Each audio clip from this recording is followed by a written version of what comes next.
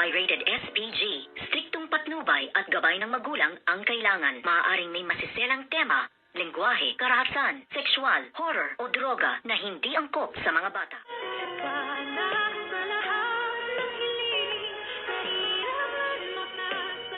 Good morning and welcome sa aking munting channel, at dito nga ay muli nang babalik ng Apex Medical Hospital ang ating bidang si Doktora Annalyn Santos, at pinayagan na nga rin siya ni Doc Carlos Benitez na lumipat na nga ng Apex Medical Hospital dahil nga para wala nang maging sagabal at makakita sa mga ginagawa ngang pananakit itong si Doc Carlos kay Miss Lynette Santos. Pero walang kaalam-alam itong si Doc Carlos Benitez na meron din palang isang plano itong si Miss Lynette Santos na aalamin lang ang lahat-lahat ng katotohanan, tsaka niya iiwanan itong ang kanyang asawa ngayon na si Doc Carlos Benitez. At dito naman ay pinuntahan nitong si Demonyitang Moira ang isa sa pinakamataas nga sa kulungan na sinasabi nila nga nanay-nanay, at dito nga ay hihingi siya ng tulong para nga siya ay maabsuelto at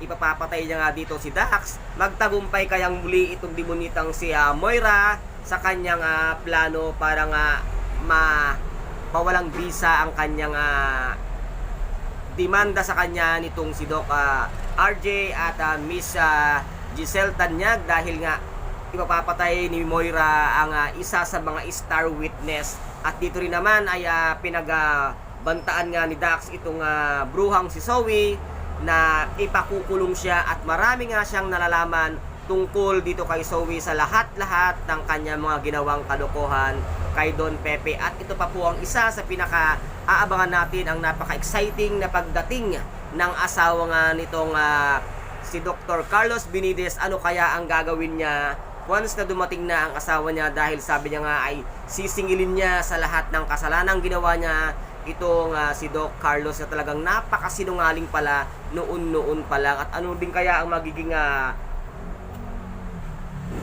gagawin itong si Miss Lynette Santos once na malaman niyang parating na ang tunay na asawa nitong si Doc Carlos Benitez. And guys, ito po ang ating pakaabangan ngayong araw dito nga sa Abot Kamay na Pangarap, na kung saan ay napaka-intense at kapanapanabik ang bawat kaganapan. At kung nagustuhan po ninyo ang aking videos for today, paki-subscribe na lamang po ng aking channel, paki-like and share para maging update kayo sa lahat ng gagawin kong video.